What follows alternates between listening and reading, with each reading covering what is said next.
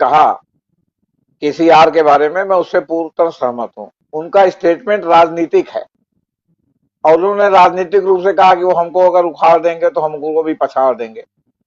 इसका कोई अर्थ इसलिए नहीं है कि अभी तक का रिकॉर्ड है कि जब से तेलंगाना बना, केंद्र में केसीआर ने बीजेपी सरकार का हर मुद्दे पर को समर्थन दिया, सारे बिलों को पास करने में समर्थन दिया, सारे उनके राजनीतिक संकट से लेके जो भी चीज पार्लियामेंट में आई, इनके दल के लोगों ने समर्थन दिया। और चूंकि वहां दूसरी विपक्षी पार्टी के रूप में कांग्रेस मौजूद है, इसलिए उनको नैसर्गिक शत्रु जो है अपनी कांग्रेस लगती थी। लेकिन जो बीजेपी जिस तरह पैर पसार रही है और बीजेपी ने जिस तरह अपना मंसूबा साफ कर दिया है कि तेलंगाना को भी वो हथियाना चाहती है, उससे आज केसीआर जो है इतनी बड़ी बात कह रहे हैं या द्रौपदी मुर्मू को समर्थन करते करते वो सिन्हा साहब के समर्थन में आ गए हैं। ये तो एक बात है। दूसरी बात चीफ जस्टिस साहब की। चीफ जस्टिस ने न केवल सरकार को, सरकारी पक्ष को, बल्कि विपक्ष को भी जो है वो क्या कहते हैं कहा कि विपक्ष चाहता है कि उसका एजेंडा कोर्ट के माध्यम से लागू हो और सरकार चाहती है कि वो जो भी करे उसका इंडोर्समेंट जो है वो क्या कहते हैं कोर्ट से हो। तो हम न उनके प्रति जवाबदेह हैं, न उनके प्रति जवाबदेह, हम संविधान के प्रति जवाबदेह हैं। मैं व्यक्तिगत रूप से अपने बारे में कहता हूं या आप लोग जिस तरह चैनल चला रहे हैं, आप लोगों के लिए भी मैं उसको अपने में शामिल करते हुए कहता हूं कि हम लोग भी चाहते हैं कि देश केवल केवल और केवल संविधान से चले। जहां हम गलत हो वहां हम गलत हैं, जहां दूसरा गलत हो वहां दूसरा गलत है, चीन चीन के न दे। उन्होंने बहुत बड़ी बात कही कि हम संविधान के प्रति जो है लायल हैं। आप बताइए तीस्ता सीतल वाड और महाराष्ट्र के बारे में किस संविधान का पालन हुआ? यही नहीं, अगर उद्धव सरकार गलत कर रही थी, उसका बहुमत नहीं था, उसके बाद भी सरकार में बनी हुई थी, तो आपके आदेश से फ्लोर टेस्ट के अनड्यू एडवांटेज शिवसेना और भाजपा जो उनका स्प्लिंटर ग्रुप था उसको और भाजपा को मिला कि नहीं मिला?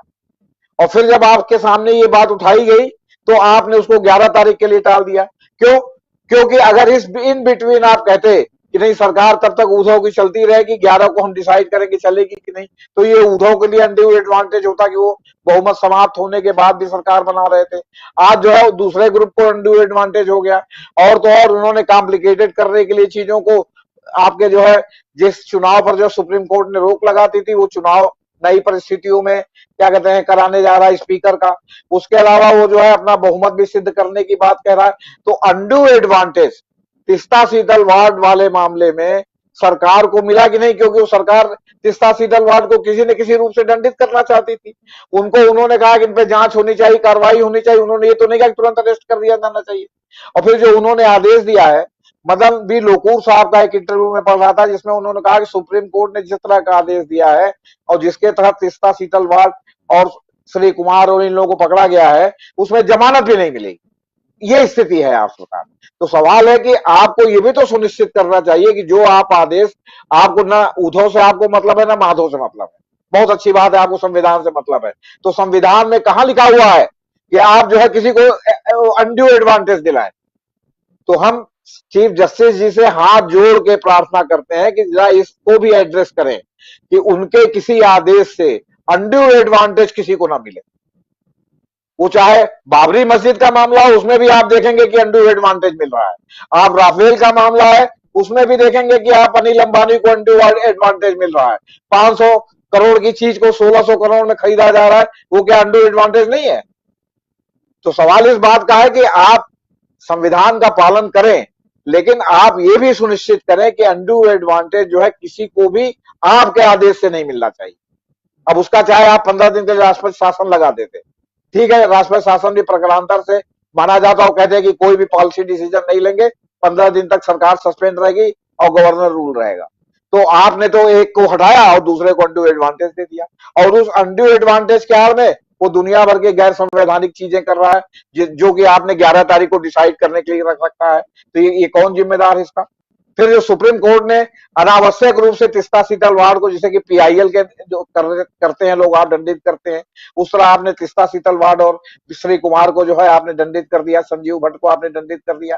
तो या तो आप साफ साफ लिखते हैं कि तीस्ता सीतल वार्ड को गिरफ्तार किया जाए और आजीवन कारावास की सजा दी जाए कि उन्होंने क्यों हिम्मत की जाकिया जाफरी के तरफ से जो है पैरवी कर दी। तो सवाल इस बात का है कि माननीय मुख्य न्यायाधीश जी, आपके आदेश से अगर किसी को भी अनड्यू एडवांटेज मिलेगा तो आपके ऊपर सवाल उठेगा निष्पक्षता का। फिर चाहे आप इसको पसंद करें या इसको आप नापसंद करें।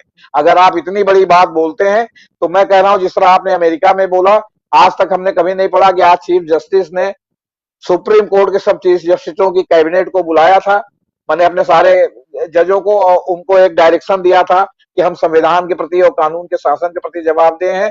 कोई भी आदेश आप लोग ऐसा ना पारित करें जो क्या कहते हैं संविधान और जो है कानून के शासन को का उल्लंघन करता हो।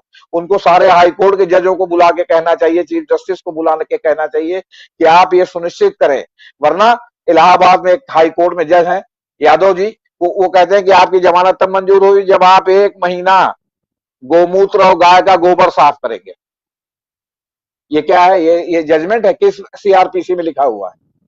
तो चीफ जस्टिस क्या कर रहे हैं? इसका संज्ञान नहीं लेना चाहिए उनको, किस तरह का जो है मतलब क्या कहते हैं झोलदार जो है वो क्या कहते हैं वो जजमेंट दे रहे हैं। आए दिन आप देखते हैं कि सुप्रीम कोर्ट का जजमेंट और रूलिंग कुछ है और हाई कोर्ट में जज साहब लोग कुछ और पास कर देते हैं, वो फिर जाता है न्यायिक स्क्रूटनी में। आप ये भी अपने जजों को कहिए कि साहब, जो अदालत में आप दुनिया भर की टिप्पणियां देते हैं तो साथ में आप ये भी आदेश जारी कर दिए कि आपकी टिप्पणी, एक भी टिप्पणी अदालत में बहस वाली जो है छपेगी नहीं, क्योंकि उससे जो है लोगों में आशा जागृत होती है कि आप बहुत जागरूक हैं। और जब आप जजमेंट लिखते हैं तो 4 लाइन में लिबलिबापन दिखा देते हैं अपना, और जो टिप्पणी करते हैं उसका कोई जुडिशियल वैल्यू नहीं है, आप बता रहे हैं उसका कोई न्यायिक वैल्यू नहीं है। खाली लोगों के मन में एक आशा जागृत कर देते हैं साहब सुप्रीम कोर्ट ने बड़ा कड़ा होकर कहा। आपसे तो अच्छे जो है वो आपका क्या कहते हैं महाराष्ट्र और वहां के जज, वो पीठ थी जिसने जो है जजमेंट दिया तीस्ता वाले मामले में, कि वो अपना ये भूल गए कि हमारी आलोचना होगी या नहीं होगी, जो था वो लिख के दिया। आप तो मौखिक दे रहे जिसकी कोई वैल्यू नहीं है, आपसे बता रहे, फिर क्या माना जाए आप बता। इसलिए मैं अभी भी माननीय चीफ जस्टिस से पूरे आग्रह के साथ, पूरे आदर के साथ कहता हूं कि जो आप कह रहे हैं एकदम बिल्कुल सही है, यही होना चाहिए, हम भी इसके पक्षधर हैं। लेकिन आपके आदेश से अगर किसी को अनड्यू एडवांटेज मिलता है तो ये न्याय की भाषा में सरासर गलत जी। बहुत सारी बातें आप कह रहे हैं और बहुत महत्वपूर्ण बात यहाँ रख रहे हैं आप। और जब आज की तारीख में न्यायपालिका के सामने भी कई सवाल खड़े हो रहे हैं और कई सवाल किए जा रहे हैं, हमारे देश के लोकतंत्र की यही खूबसूरती है कि कम से कम यहाँ बोलने का हक है, बोलने का अधिकार है, और उसी अधिकार के तहत हम भी यहाँ बोल रहे हैं, सवाल रख रहे हैं। और जो बात हमारे साथी जेपी सिंह साहब कह रहे हैं कि सीजेआई साहब आप अमेरिका में बोल रहे हैं, या जो भी बातें आप लोग कर रहे हैं, बहुत ही महत्वपूर्ण बातें आप कर रहे हैं, लेकिन अनड्यू एडवांटेज किसी को इसका नहीं मिलना चाहिए। और संविधान के प्रति हम सब जिम्मेदार हैं, जवाबदेह हैं, और इस संविधान से ही देश चल रहा